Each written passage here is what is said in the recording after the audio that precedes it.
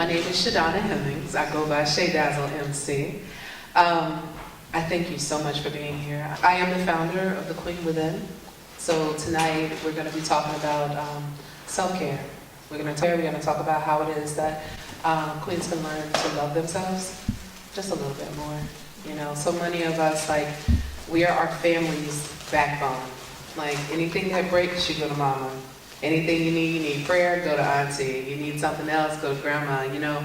And we as women have to be infinitely strong. So we often don't take the time in order to take care of ourselves. And how many of you know that you can't pour from an empty cup?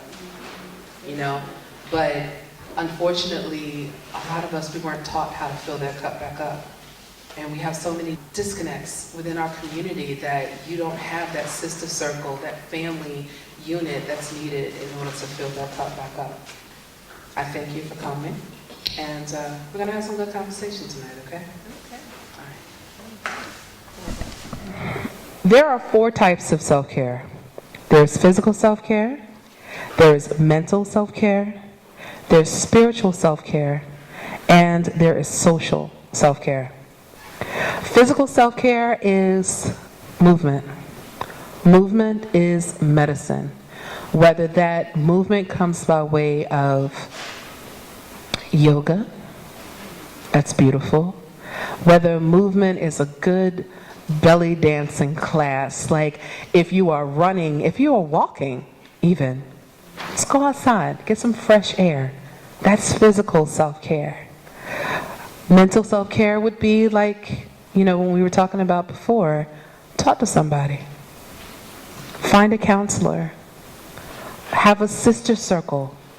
Get your, well, that's going to come up in social, but talk to someone. Journal. Write it all out. There's a really great book called The Artist's Way. One of the things that it talks about in the book is doing your morning pages. And it's very simple, the concept. You have a pen, you have a paper, you sit down for 15 minutes every morning and you write. Don't think about what you're writing. You just put pen to pad and you write. And what happens is that your subconscious will, everything that's bothering you, that has been dwelling in your spirit, it comes out through your writing.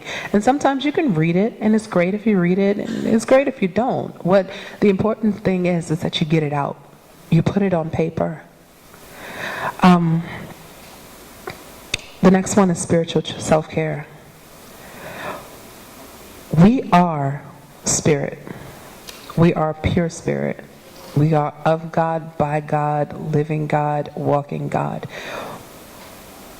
It doesn't matter what you call God. Doesn't matter whether you call God the universe. Doesn't matter if you call God Buddha, Jesus, Holy Spirit, Yahweh, Yahshua, Oshun.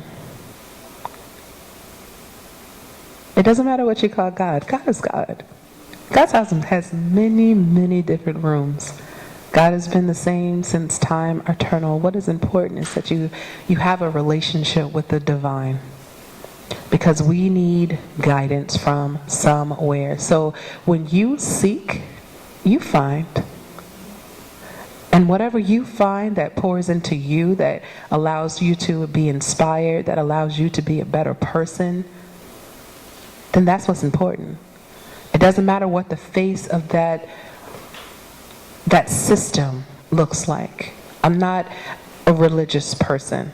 I'm no longer someone that practices a specific faith, but I make sure that I walk with spirit. I take the time to talk with spirit. I take the time to express gratitude for everything, for every day, for every breath, for the relationships that are coming into my life. I take the time to speak out loud with spirit about the things that concern me, the things that are heavy on my heart. I take the time to do that. And that is where I find my spiritual self-care. The next is social self-care. This is social self-care. This is sitting in a circle with your sisters. You need your sisters. We need each other. The same way I feed you, you feed me. Whether that means getting together with your families on Sunday or whatever day of the week it is. Whether it means when someone drops into your spirit, you're like, ooh, I have been thinking about Tammy. I can't get Tammy off my mind. I gotta speak to Tammy. How many of us don't do that? Or either we'll say, ooh, I was thinking about Tammy. I went to Tammy's Facebook. Girl, she was posting all these selfies. Tammy good. Facebook is not an indication of what is going on in someone's life. I don't even care if they go Facebook Live, if they are posting every 15 minutes. Honey, trust and believe. I could post every 15 minutes and you don't know you know a level of what's going on in my life. You may know what room I'm in. You have no idea that come 11 o'clock I fall apart. If Spirit drops a name into your ear, be obedient and reach out. Reach out. Pick up the phone. Stop by. I was thinking about you. I love you. I don't know what's going on in your world right now, but I needed to hear your voice. There's a reason why that person is seated in your spirit. They need you.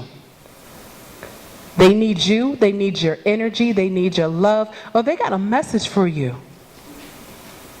There's something you need to get from that exchange. There's something you need to give with that exchange. We have to be obedient and reach out to our people.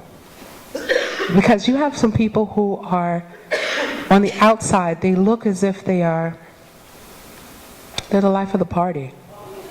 They look as if they are having the times of their life. They travel, they're smiling. Look at their eyes. Are their eyes smiling too?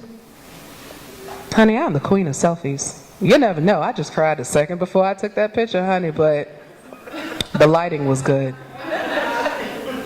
And my eyebrows was on fleek, so I had to take the picture. But until you actually are walking with that person, and get them on the phone, because a text message, who sounds cheery in a text message? Hey, Tammy, how you doing? Girl, I'm all right. Tammy say she all right. Did you talk to her? Did you hear on that all right how her voice broke? Are you hearing kids going crazy in the background? The TV is too loud? Get Tammy out the house. There can be something that Tammy got on her heart that she needs you. Be that sister. We need each other.